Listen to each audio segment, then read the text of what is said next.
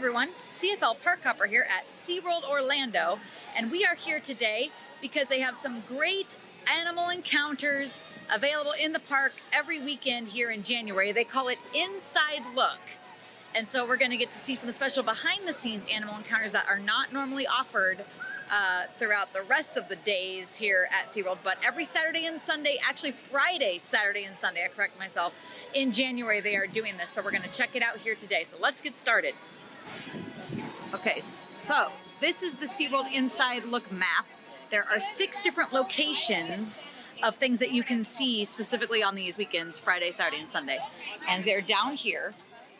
So I think today we're going to check out the honeybee conservation. We're also going to do, I think, the dive operations at Turtle Trek, and we're also going to do the dolphin theater experience. I've done the manta aquarium one before, and I've done the sea lion otter housing before. So I have 2 other Inside Look videos from last year, and you can see those a couple things on that one. And I did the rescue center, I think, before as well. And I think we're also going to go to this talk here in the Nautilus Theater at 1:30.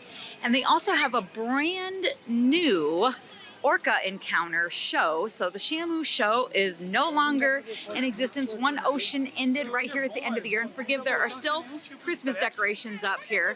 I guess they're slowly taking things down. But they have a brand new Orca encounter show. So, and I think this show is geared more towards animal conservation and what the orcas are like in the wild and that kind of thing. So we're gonna check that out here as well. And look, I found a paper map for the first look. Okay, so here's the up close, what we're gonna see today. So we're gonna go to this presentation here in the Nautilus Theater. And again, if I open up the whole map, it shows in detail each one of the things we're gonna see. So we're gonna go to the honeybees and the dolphins, a couple other things. Now, when you go to these events, you can get a stamp at each location. If you go to 3 locations and get stamps, you come here to the SeaWorld Rescue Store at the end of your day and they'll give you a collectible pin. So it's something a little extra for coming around and listening to some of their conservation things. And these things are well worth it. If you're here in the month of January, come and do these. And I think they'll offer this again in May. That's when they offered it last year, and it's on weekends. And the ones in May, they offer different experiences than the one in January. So these are just neat behind the scenes things. You can see how they work with the animals in the park, how they help animals in the wild, all the conservation efforts that SeaWorld does that are just really, really great. So I'm super excited to show this to you. Right now we're gonna head over to the Killer Whale Stadium to see that brand new Orca encounter show. As we are headed to Shamu Stadium, and again, there's Christmas trees everywhere. If you're interested in seeing SeaWorld's Christmas celebration, I did do a video of that. It's a great event. So if you're planning a trip for 2020 and you're not sure when to come, you can check out my Christmas video. There's also the Halloween Spooktacular that happens all along this path over here to Bayside Stadium and things. But over here they're building a brand new roller coaster that's gonna open sometime here in 2020. It's starting to look really good. Boy, they have so much track in. Let's get a little closer. All right, we're a little closer up and they are hard at work. I see the crew in the station working over there. And check this out. They have a Christmas tree up here on top of the track. I think that's pretty cute as well. Man, this thing's gonna be neat. When it's all said and done, here's some of the track over there. I think this is gonna be like one of those launch coasters. You can see the launches like right there. And I think you're gonna do some forward and some backward. They opened a new coaster at Busch Gardens this past year in 2019 called Tigress.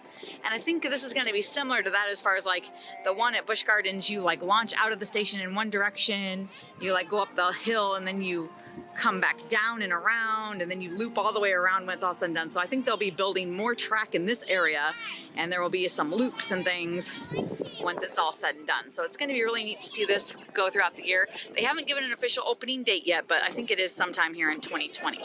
So again, there's lots of great stuff that goes on here at SeaWorld throughout the year. So many great events. So check out the SeaWorld Orlando website, and you can see, you know, what events go on when throughout the year.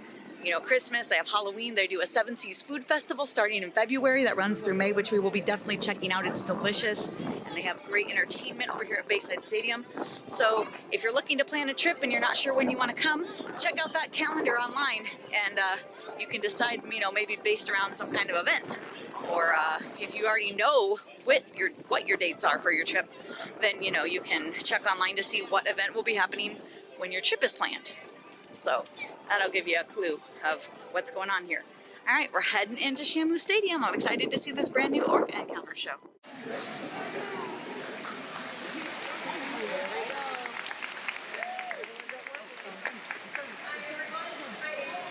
On behalf of our entire killer whale training team, we'd like to welcome you to Orca Encounter.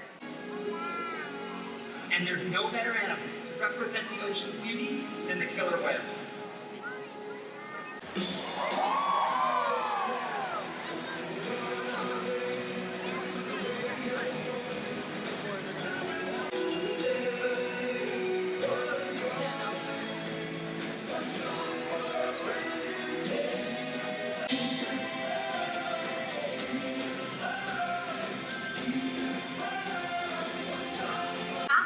The apex predator, the killer whale.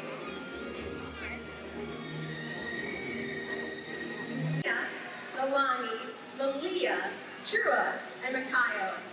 Now, Katina is our matriarch. That means that she's the leader of our group, doctor. And maybe he asked you that you need to get your weight.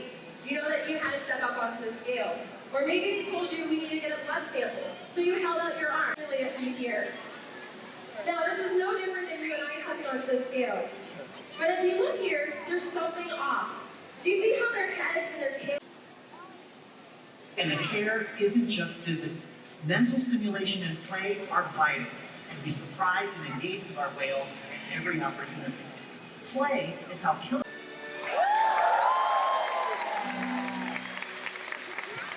On the stage, Edgar, you and I are going to keep our eye on the killer whale. So come down here, we're going to watch Milani swim 36 feet.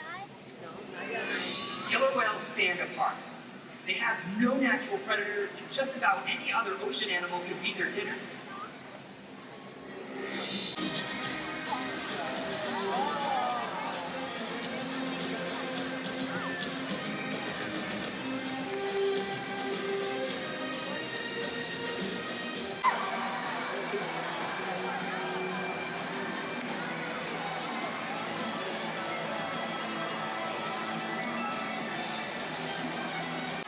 Unfortunately, killer whales are being impacted by food overstripping, pollution, and other factors. This is having a major impact on many killer whale populations. Killer whales continue to surprise and amaze us. They're the perfect answer. One positive act. One ripple that can grow and grow and change the world.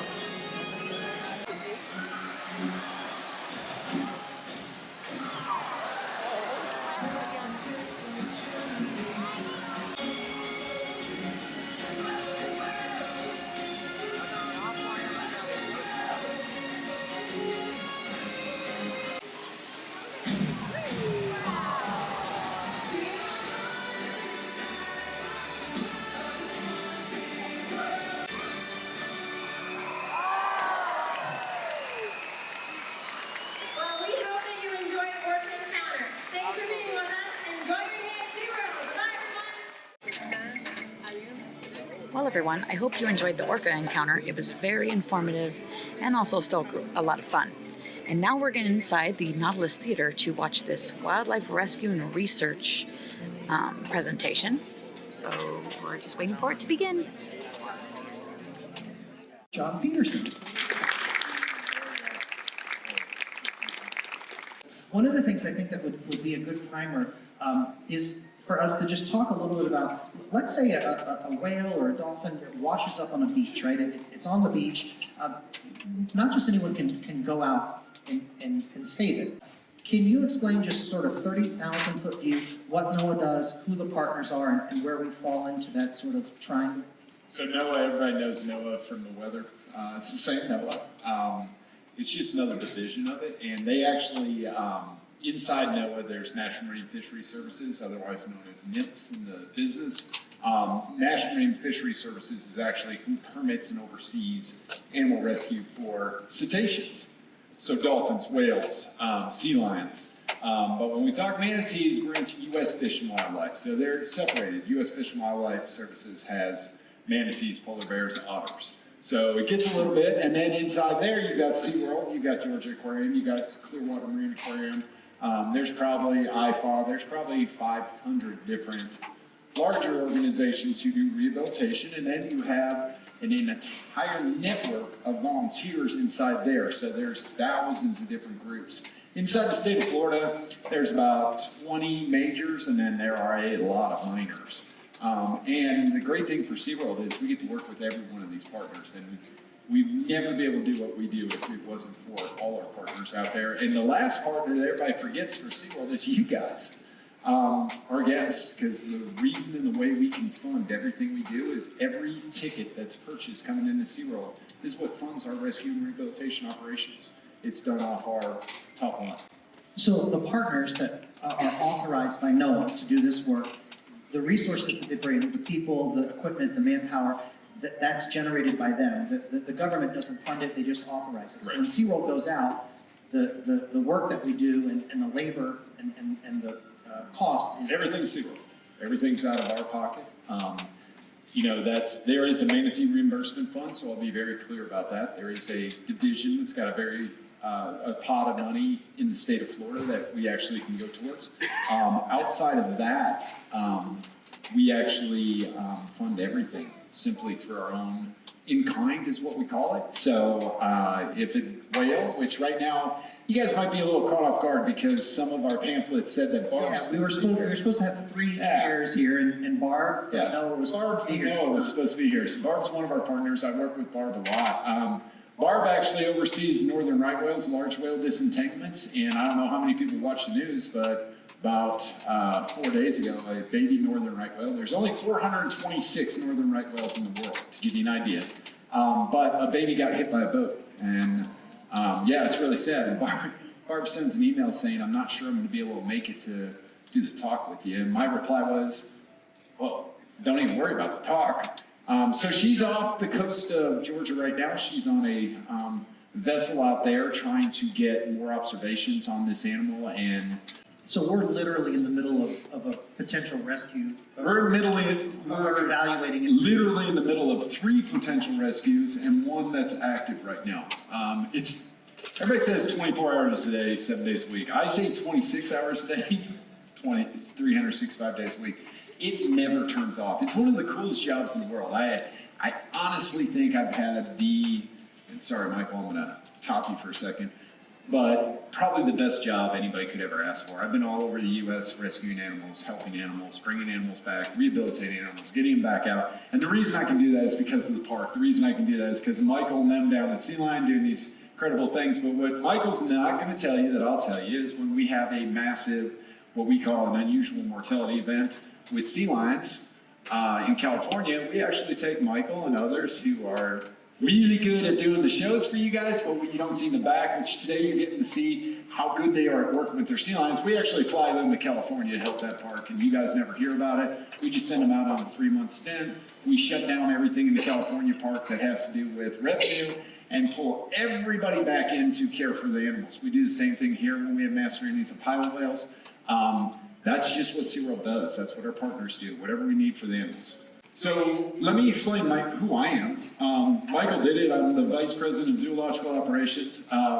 Prior to taking that job or being given that job about 9 months ago, I had been the curator of rescue for 6 years, and I've been doing rescues since, for the last 20 plus years. I've been with Seaworld for 28 years. I started in operations, so I was in the mailroom, and then I went to animal training, then I went into animal care and rescue, and yada, yada, yada. 2 simple things you gotta know about me. 1, I'm not a computer guy, so if this thing messes up, I can fix animals, I don't fix computers. 2, I'm speaking on behalf of a team that I wish I could have them all up on stage with me because they are so dedicated, so ridiculously good at what they do, that it makes it easy for me to come up here and just sort of tell you guys how great everything is. This is a really neat thing, and some people have seen this before, but this is an airplane coming in with sea turtles. Kemp's released sea turtles last year. There's 22 of them on this flight. This is my team out there, bringing our, to Daytona Executive Airport. They're actually unloading turtles in banana boxes, and everybody says, why do you use banana boxes? Well, two things. One, they can be disposed of really easy, and two, they're really great for installation. They stack really cool in a small plane. With that being said, as we bring them over, and that's Lindsay, and you might have seen her in the back, as we bring them over, we put them into our truck, we keep them in the box for a little bit. And once you see all my blue tubs, once the heat in our truck is back up where we want to be, then we transfer them over into our boxes, which have a little bit of foam and blanket on the bottom, and we'll get them all loaded up, and then the guys drive back. And they drive back, and when they get back to the park, our veterinarian who's with them during the transport will actually start what we call an intake process. So they're numbered, we're gonna check them, we're gonna get a blood on them, we're gonna get them into a warm facility. And here's a weird thing for all you guys if you don't know, we don't put them in water. Everybody says, what's wrong with you? Turtles live in water. They do, but we don't stick them in water right away because they're so cold and so tired, they'll actually drown. So we call what we call it is called dry docking. So they'll actually be in those tubs for 24 to 48 hours until their blood glucose gets to the right level and their energy gets to the right level. Once their energy is correct, then we get them in the water. So Kyle's bringing them in. This is, if you did inside look, this is our back aquarium quarantine area. You say, well, you got the huge turtle deck. Why do you take them over there? Well, that's a heated room. And as you can see, for Florida, it was cold. They got sweatshirts on. It was in the 40s. So we bring them in. They all have numbers on them. Kemp Ridley's identifying markers are not easy to find on them. So, to make sure, and that's Dr. Dana taking the temp on them. You can see she's doing it with an infrared. She'll also use a rectal thermometer, and then we get x-rays to find out what kind of pneumonia we got going on. We get blood work on them. So you get all this base information, and you start treating. And this will go on for a while. That's pneumonia, the white speckly in there picture. And we'll continue to go. The really cool thing is that turtle is going back out.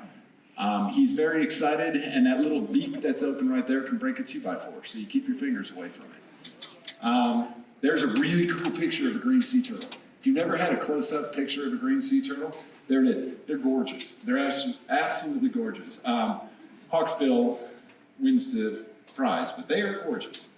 And here's the team taking them back out. I want to emphasize, SeaWorld's entire goal is rescue, rehabilitate, and return. The rescue, rehabilitate, and return, we've always done it. We're just going to tell our story well. So I'm going to let you see a green. So this is a green sea turtle that's getting ready to go back out. These are these cool little videos we put together.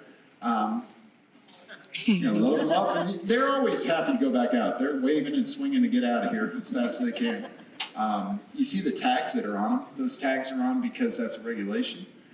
Before you release it, you got to put flipper tags on. They also have a microchip in them, so if they return, guess what? We know more about it. They return somewhere else. See, now just getting smart. Let me hang on to your flippers so I don't get beat up. Those flippers hurt. When they smack you, they really hurt. When you get out in the ocean, they want to go. They will kick you. The really cool thing, if you saw that smile on Megan's face, that smile is because that's a really cool day. And everybody says, JP, you say that all the time. I do say it all the time. Because I've also been on the really bad day side of it. So when you get to return them, it is really cool because they don't all survive. They don't, unfortunately. We were talking about baby northern right whales. There's 426 of them. 16 years ago, I was on the beach. I'm a little younger. My back's to you. I'm a little bit younger, but I was on the beach with the first ever baby northern right whale alive on a beach. So we were trying to get into a rehab facility. So we got stretchers. I said they're 15 feet long at birth, somewhere around 1,160 to 1,200 kilos. Big animal. Unfortunately, this one didn't survive, but we learned an absolute ton about it. This is 300, pilot whale down in Cujo Bay Key. She's got scoliosis. She's a 2011 animal. Built a special stretcher for her. It's got spreader bars because the normal stretcher would pull together, but the curvature in her body will not allow or it would allow, but it would really hurt her. So we built spreader bars and a special stretcher, and this is where Seaworld and our infrastructure and our expertise and experience over the years comes into play, because when you need a 16-foot stretcher for a pilot whale and you need a transport unit to drive them across the state of Florida to get them to a rehab facility, there's only one or two facilities you can actually call: Georgia Aquarium and Seaworld. We're the only ones that have that kind of infrastructure. This is Hundy. I talked about that spine. So for you guys, it's all crooked. It's all out of shape. And you say, well, what do you have on her? Well, real easy. We brought in a spinal expert, a spinal surgeon, and a spinal therapist. And they created a brace for a whale. Now, these guys go and build these braces for humans all the time. And they're like, no problem. They get this thing all built. They bring it to me. It's beautiful. It's out of stainless. It's got all these ratchets. It's got all this stuff to help put the pressures where it's supposed to be, but it sinks like a rock. So I love pool noodles. You guys buy all the pool noodles. Anything you need to do, a pool noodle and duct tape can do it, I guarantee you. Pool noodles have a lift capacity that's ridiculous. 1 year and 9 months, and I'm about to move her over to Whale and Dolphin, which is our stadium, into the back pool we call B&R, because it's a bigger pool, and we're going to get her there, and she's doing really good, and I'm all excited about it, and she gets sick. About 5 days before we're going to move her, she gets sick, and she gets acute pneumonia and an infection in her bloodstream, and she dies. Yeah, it's terrible. It's awful. But here's the thing that's great. Do you know how much we learned from her? I'm going to tell you how much we learned from her. So we took all this information and how we move them, transport them, how to be faster. These are from 2012, all these adolescents. We moved them fast, and we didn't hold them in the water. We let them swim in shallow water. And you're like, well, JP, what if they're struggling? They're pelagic animals, which means they dive deep. They live in deep water, 400 meters. They'll be down for 30 minutes. I don't have 400-meter pools, guys. No one does. If I hold them, their muscles atrophy. And for kids, atrophy means it melts. It literally disappears, and they no longer have any strength. It only takes 24 to 48 hours for that atrophy to start setting in. So we found all these techniques over in 2011. And in 2011, the techniques were techniques that have been going on for years. We reevaluated. We sat down with Noah and said, here's some better ideas, we think. And they said, hey, here's some better ideas, JP, too. And next thing you know, we got pilot whales swimming in shallow water and no one's holding them. Is it hard on them? Yes. Do they have to work? Yes. They got to fire those muscles off. Get all that acid out of there. Get them going again. Simple answer is, guess what? These guys survived. These guys were rehabilitated. These guys actually now are in California. They were very young and deemed non-releasable by National Marine Fisheries Services due to age and sex, meaning they can't navigate and learn how to hunt because their moms weren't there to teach them. But they're great to show what's next and to learn from and share. So we start doing physical therapy. This animal came in, and in 30 days, we rehabilitated her, we got her back onto a Coast Guard cutter and released her 156 nautical miles off the west coast of Florida. With that being said, I've got a dolphin in our stranding pool right now that we're getting ready to release, and we're going through the release plan again, and there's this whole debate that it's an offshore dolphin, and I'm like, oh, here we go again. Here I go. I'm going to really irritate the Coast Guard when I ask for another boat. Anyhow, but that's what we did, and we caught it. Why did we catch it? Why did we rescue it? Real easy. Put it on Navy map. Reason we rescued it because it had 10 pounds of monofilament line, leaders, hooks, and everything else into it. This dolphin was going to lose its dorsal fin. Do you see all that cutting? It was cutting off its dorsal fin. So you say, wow, now Seaworld rescued it, and they brought it back, and now I can go see it. Absolutely not. Really cool. Cut all that stuff off, and we let it go right there on the spot. Gave it some long-lasting antibiotics, did a little bit of work on the wound, and guess what? That animal was tagged and it's doing great. Here's another one, came in last year, or in 18, so year prior, 1803. You see Georgia Aquarium there, FWC, Seaworld. This dolphin was on the beach in St. Augustine. It's got shark bites all over it. It also has dolphin conspecific marks all over it. And everybody says, what exactly is going on, JP? It's real easy. This dolphin got sick. Got really sick. It had really bad pneumonia, terrible pneumonia. The pod says you're dangerous. So they all start raking it. They kick it out of the pod, push it away. Why? Because the sharks are going to eat you. I don't want you around because the sharks are chasing us. So the pod pushes it out. Then the sharks get it. This poor dolphin has a really bad day. So first my buddies don't like me. They kick me out. Now I got sharks bite me. 11 different shark bites. And if you can see the size of that one, underneath, covered all the way across the entire torso from side to side. Big shark. Anyhow, hits the beach. We come out, George Aquarium, and FWC, rescue it. We got our vets there doing some work at our swimming pool. Guess what? We released it. This is really cool. Really, really cool. See that red dot at the bottom? That is St. Augustine Inlet. It's 2 miles off the inlet. We didn't know if this was a coastal animal, an intercoastal, or an offshore stock. There's 100 ways to figure it out. You can measure pectoral flippers. If it's so many centimeters less than others, it creates it an offshore. If the rostrum is stouter, but the teeth are more curled into the conial, it's intercoastal. It's all this weird stuff. Bottom line is, we couldn't figure it out. We're not that smart. That's all it's doing. I'm not, at least. So what I said is put it 1 mile, 2 miles offshore. You can either swim back in and tell me I'm wrong. You can stay right there, okay, or it goes 40 miles offshore, 40 to 60 miles, which it did, which means it was an offshore stock. And it swims all the way up to North Carolina, right off Hatteras, right out there. Really cool thing. You guys remember a hurricane that ran through North Carolina about 3 years ago? Cat 4? That's the first ever dolphin that was actually on a tag that rode through a Cat 4 hurricane. We figured out what they do. And the cool thing is they turn right into the storm and they just sit at the surface the entire time. They don't go underwater, they don't do anything, just sit at the surface. That tag stayed up for 14 hours straight. I don't know why, I can't answer it to you, but that's information we never had. And if we hadn't rescued, rehabilitated, tagged, and returned that animal, we'd never know that. Will it help us in the future? Probably. Probably in 20 years, someone will say, hey, there's this paper that was written back in the early 2000s, but it says this is what they do, and maybe that's why we're seeing pods do this when storms are coming. I don't know. I take stuff that I read from 20 years ago. Wow, that's pretty interesting. Anyhow, manatees, everybody knows manatees. This one's in Cape Cod, and I got to speed up. This one's in Cape Cod. 2008, got a call, put a crew on the road. We flew up there, 4 of us, with only the gear we need. So we get up there and say, hey, I thought we need some help. We're going to need a net. I'm going to need a boat. And this guy sitting in this meeting goes to me, I will warn you. But anyhow, he goes to me, he goes, I have a boat you can use. If I ask you to use a boat, say no to me. Say no. It's a bad idea because he said yes.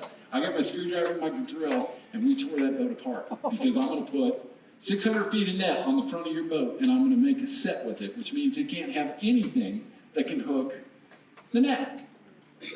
On top of that, he actually helps me take everything off. I was like, oh. All right, so it worked because we caught Dennis. We started on day, and at 10:30 we had him in hand. Look how many people it takes to get one manatee up in Cape Cod. We got the Coast Guard there, we got IFA there, we got Seaworld there, we got U.S. Fish and Wildlife there, we got NOAA there. We have 400 plus individuals, public there, plus the media. I love media. I absolutely hate media. I'll be honest with you. I'm scared to death to talk to people. Anyhow, the media shows up. You got satellite trucks up. You got people flying. I'm like, oh boy, this is going to be fun.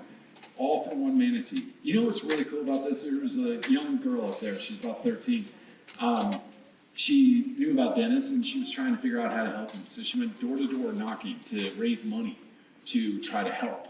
Now we went up there and we did what we did. But she took that money and she put a plaque up, which is really cool. And she raised like $5,000 in a weekend, which I think is outstanding. I think it's really, really cool to see. And now she's got a foundation up there that's teaching about manatees.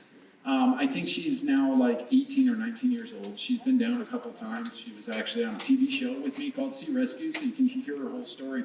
These are big manatees. See that manatee right there? See that front pectoral flipper? That's why you take your trash home with you. Please, please.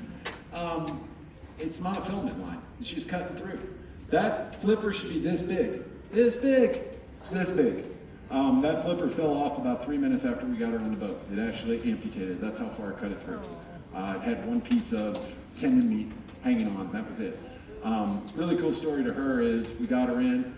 We cleaned that up. We debrided it. We wrapped it. She was pregnant. She was very, very pregnant. She had a baby here. First baby I've ever seen, baby manatee born. because there's a moratorium on breeding and birthing manatees here. But if she comes in pregnant, we're going to do what we got to do. And right after it was born, 2 weeks after it was born, we got her and her baby into the truck in a really unique setup of how we do it to make sure the baby doesn't stress, and put in a little pool and mom's head's in the pool. It's a really cool setup anyhow, and we released them. She went out faster than you normally would on an amputation, but it's much better for the baby to be raised out there instead of here. Needs to learn migration, all this stuff, so we got some special permits and got it out and got going. Last thing I'm going to show you is the CT. We've got partners everywhere, including Florida Hospital, one of the coolest ones.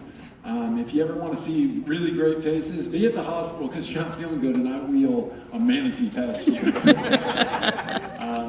It's fun, you know, it's like, good morning, how you doing? Yeah, that's manatee, don't worry about it. Your lady looks bad. And I'm not a doctor, so don't ask me a question. But look, without the technology, we wouldn't be as good as we are. So we use everything, and our partnerships are massive and great for us. Wow, guys, that presentation about the rescues was absolutely amazing. You didn't get to see as much as I did. It was a full 30-minute talk. So, but just incredible. It was the true testament of what Seaworld is all about. Rescue, rehabilitation, and hopefully releasing back to the wild when they can. It was just amazing. And it just shows that if you come to the park, your ticket money coming to this park is what helps fund all of those rescues. And it is well needed. Keep that in mind, and hopefully Seaworld can be part of your next Orlando vacation. We're gonna head over and see a few more of the inside look exhibits, hopefully some honeybees, maybe the manatee diving area and the dolphin area. So let's go. All right, so here's the honeybee conservation, and right across is the rescue center. And there's the boat that we just saw in the video, so that's pretty cool. All right, let's check out the honeybees. Aren't they neat? There it is. See the big turtles over there? Yeah. So they use honey on the turtle shells to heal up the turtle shells. That's what the video was just showing. Oh, yeah. Now we're gonna head over to see the dive operations and the manatee habitat. I also want to mention that they do have the whole manatee rehabilitation center that you can see.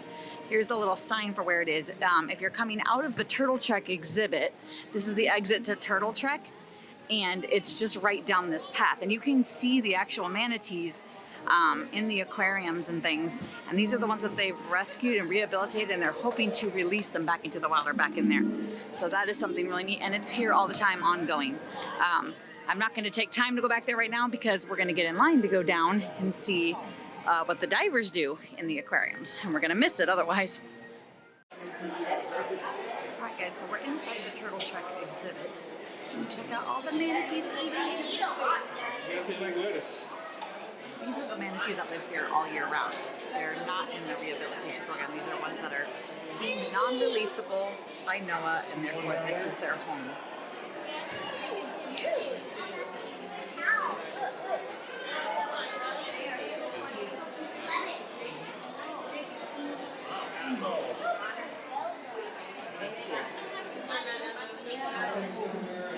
In the water itself, to your left, we got Will. He's playing tic-tac-toe. And all the way to your right, we got Gabe. Gators. Have you guys seen, in an open environment like this, we use scuba dive. He's doing tic-tac-toe over here. In any other environment, there's overhead environment, we do got hard hats or 30 minutes. They'll be all the way to the back of the rear of the park. You'll see any tables that want to take some pictures with them, you're more than welcome. What fish is that? The big catfish down here. That's a long one. Hello. I know about my dive, but I don't know about my fish. Get your net for you. There's lots of alligator gar in here.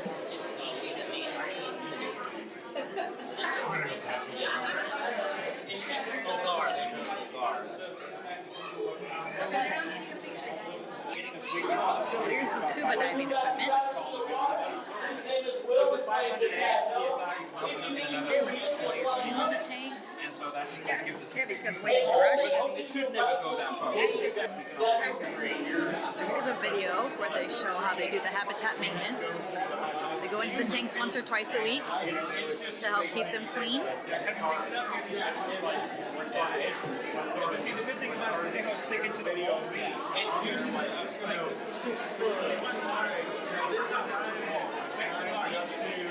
He's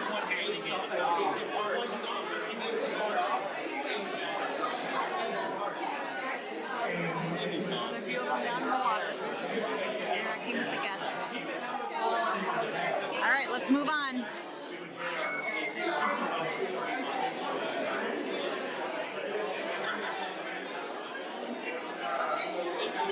Ooh, check out the big sea turtle.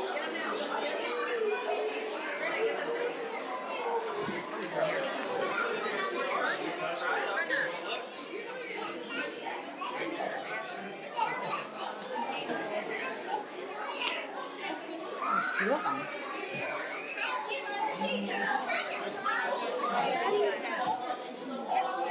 Oh, that's get stuck in there.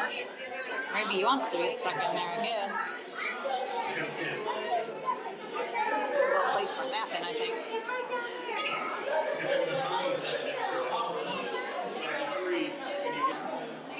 The great thing about the Turtle Trek exhibit is it is a consistent walkthrough exhibit. So you're just walking through, checking out all the aquariums. They do have a video that you can stop to watch. At the end, it's an ongoing video, but it takes you through the life of a sea turtle out in the ocean. And it's a 360 video. It used to be in 3D, it's no longer in 3D. So if you get motion sick due to those kind of things, they have fixed that. So that is good news as well. All right, our last exhibit of the day is going to be the dolphins. Let's head over there. 13. So what we're going to do is we're going to bring out humor dolphins, and I'll kind of just be explaining what I said that we're missing R and E. This is where we're going to skip the E and go to R. R means relationship. So we spend a lot of time building our relationships with the animals, and we're so confused. It's okay. It happens. So we're going to bring that particle back to say, this is where you're like.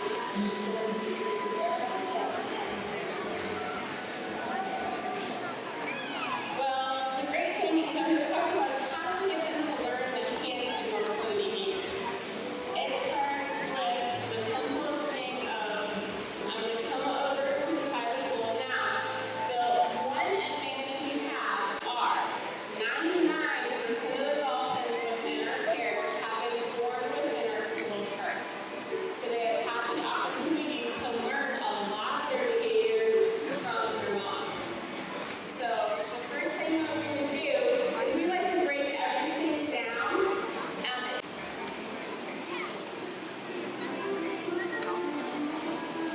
Great question. So the question was, how many dolphins we have here at the stadium?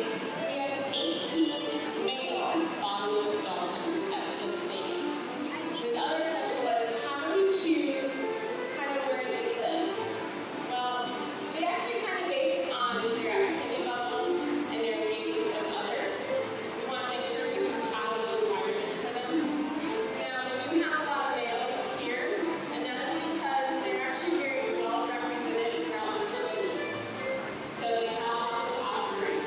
So in order to kind of manage the reproduction of the same genetic line, we do place them where they cannot reproduce more if they already have so many babies.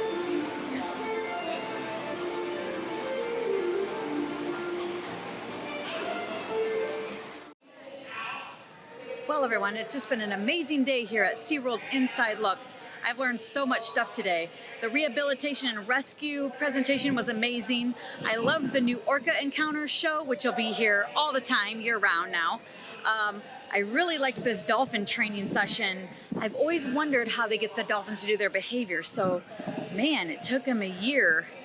So it's little by little by little. You'd have to be here every day to gradually watch that happen. But it's just amazing, though, the whole experience. The honeybee hive, that's so amazing how they use the honey to heal the other animals, like the turtle shells. That was great. And we got to see the divers inside the manatee tank and how they clean the tanks and keep all the animals nice and safe and have clean water. So it's just been a great day. Again, this event happens the rest of January, Friday, Saturday, and Sunday. They'll have it again for a couple weekends in May and again in November. So check the Seaworld calendar online, and maybe you can check out Inside Look when you're here at Seaworld. If you like today's video, hit like and subscribe down below to see more. And don't forget to hit the notification bell so you can be notified each time we upload a new video, which is once a week. Thanks for watching.